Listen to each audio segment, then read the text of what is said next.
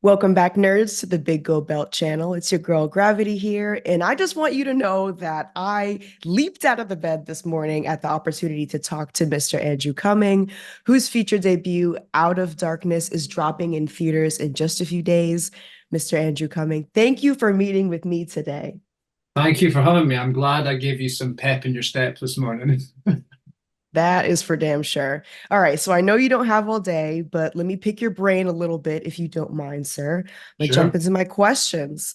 First things first, what possessed you to take on storytelling from the Stone Age, and what did you do to prepare for it? It obviously worked to pique the interest of horror fans and will probably continue to work after it drops, but this concept couldn't have been an easy one to take on.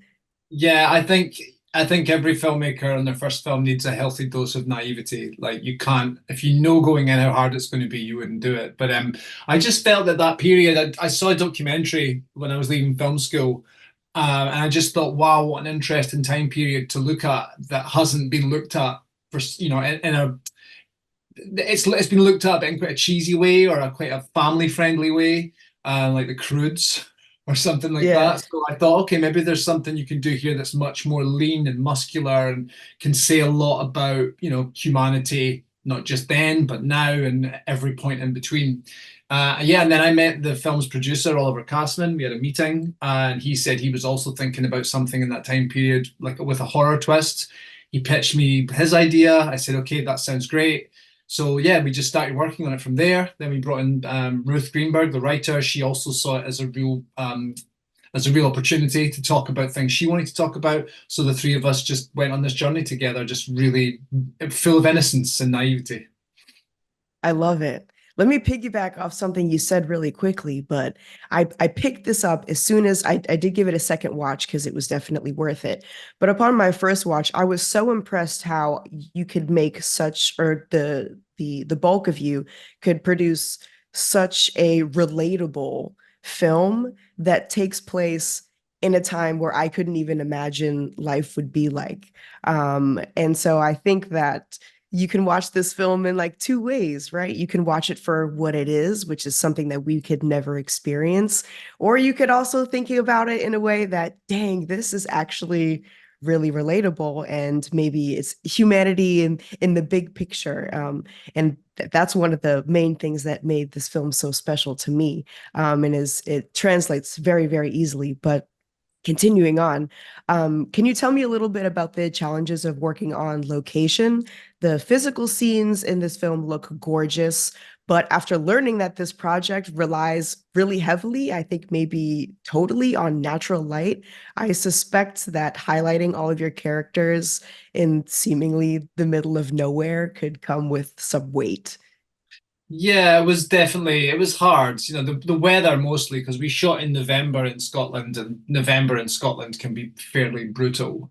Maybe not as brutal as some places in America, but it was pretty hard, especially with such a low budget. But yeah, so apart from the weather, how changeable it is, just so to get the consistency in the look, where you go between rain and then snow and then blazing sunshine, sometimes in the space of 90 minutes when you're shooting a scene is difficult.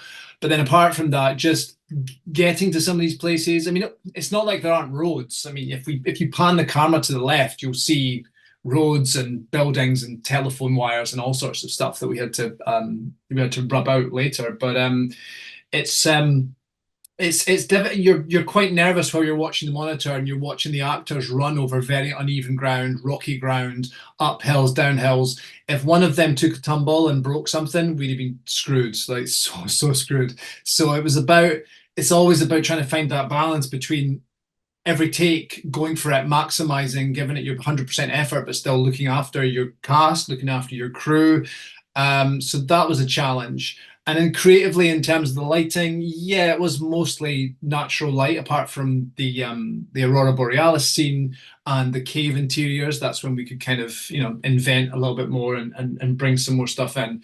But yeah, it was just what can you do with some filters in front of the camera and some polyboard just to reflect light and give you a little bit something more to lift the shadows. And that's down to the expertise of Ben Fordsman, the DOP. Him and his team did a really great job. And it's crucial because you don't want the film to look fake. The low budget helps you sell it as being really visceral and real and authentic. So yeah, I'm glad that comes across. It definitely does. What do your shooting days look like? Because I imagine you're out there like, to catch that golden hour at wee hours of the morning up until Aurora Borealis scenes, and you need a little more of that dust. Did you have like seriously long shooting days?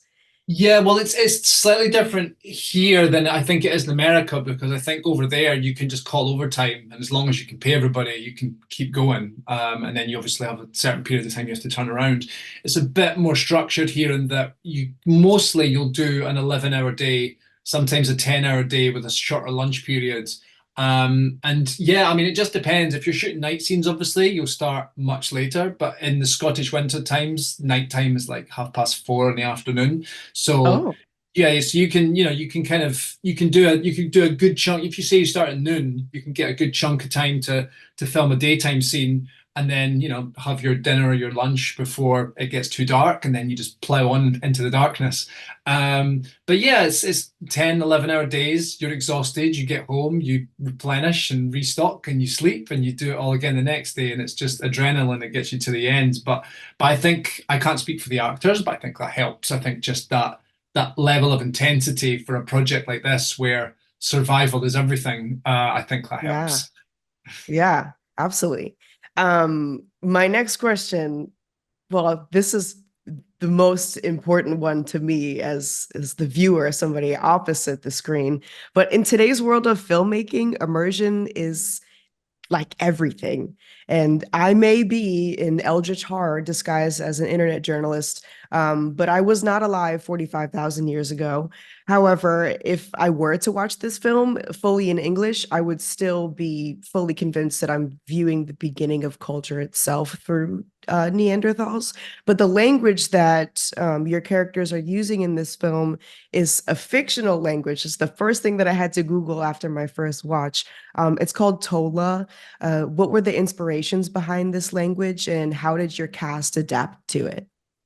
So yeah, the inspirations were I sort of yeah, it's generally accepted that human beings, Homo sapiens, came out of West Africa around 60,000 years ago. Okay, so if you sort of follow their path, obviously some would have went south, some headed north into the Middle East, the Levant, east into areas that we now know are Russia, China, etc., or went into Western Europe. Sort of up via around the Mediterranean, etc. So if you sort of follow that path, you've got Basque, which is a still spoken today in the region of Spain. It's 10,000 years old. You've got Arabic, you've got Sanskrit. So the challenge I set Dr. Daniel Anderson, our linguist, was to try and find a root language that could possibly serve or have evolved into these three languages as we took our path around Europe, our little road trip around Europe. And then in terms of with the cast, it was just drip feeding it to them over the audition process. So first tape they did it in English. The people we liked, they got the Tola, and that was their second tape. And if we liked those tapes, they came down to London, and I set up an obstacle course to sort of test them physically. Nothing crazy, Wow. just like a desk turned upside down, and I gave them like a spear and something to hunt Okay. because you need to see how they move and how their imaginations play and this kind of stuff. And then yeah, we just workshopped a couple of scenes for each of the characters. And yeah, the people that were right and that fitted together to give that feeling of a cohesive tribe, they got the parts. And then he did one-to-one sessions with Daniel Anderson, and he gave them all just like a base level Tola 101 in terms of the pronunciation and such like. So yeah, that I think that really helped. But then you don't know until you get on set, and thankfully, everyone committed to it, and it sounds very lived in and real. Yeah, absolutely. I mean, you fooled me. I had to run straight to Google afterwards because I would not imagine that this is something that is fictional. And even Oh, then, like it's done. It has been done before in movies, but it's a really ballsy thing to do, right? I mean, you really see it with like if James Cameron's going to do it with Avatar, not on like a smaller level like this, which is really cool, and impressive even. And again, you definitely fooled me. But Oh, speaking of the great. cast, you Mhm. have a phenomenal one. Did you have how much of a hand did you have in casting? Yeah, I mean, I was there all the way, but a director is nothing without a good casting director, and this is where I bow down at the altar of Heather Baston. She has great links with agents to cast experienced actors, but also she has her ear to the ground for street casting as well, and it's through that that we found Safia mainly, who plays Bea, the lead.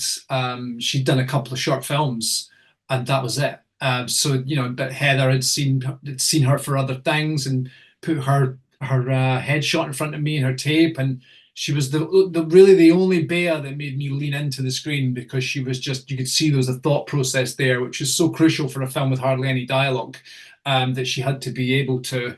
We have to be able to register her thoughts and see her deepest darkest secrets, and Safia does that so well. And yeah, and then it was just you're just trying to get that blend. It's like putting together a pop group, right? Where you're like, oh, here's the tall alpha male, so we need to get that type, and here's this kind of the nerdy creative artist brother. Okay, what does he look like? And you just go down the order like that and try and make sure everybody feels like yeah, like they've got common ancestors. The last thing you want it to do is look like a United Colors of Benetton commercial. It's you've got to believe them as a tribe. And Right. yeah, so that was it. So it was a lot of it was down to Heather just putting the right people in front of us, and yeah, that was it. Gorgeous. Again, you have an amazing film, and I'm so excited for it to be released upon the public. And the thing that drives me to this film, besides the fact that I can relate to something that I would never imagine that I could relate to, everything is minimal, but minimally done in executed in the most maximal way possible with the language and the cinematography. And even though we have a different language, its dialogue is still very minimal, and so then we're able to see nonverbal communication, which is also a huge part of culture. And I was invested, man. I was really invested. So I That's think you great have a to great hear. project. Yeah, that is all the time that I have. Andrew, thank you so much for meeting with me. Again, I'm excited for the public to witness Out of Darkness in theaters starting Friday, February 9th, which is just a couple days from now.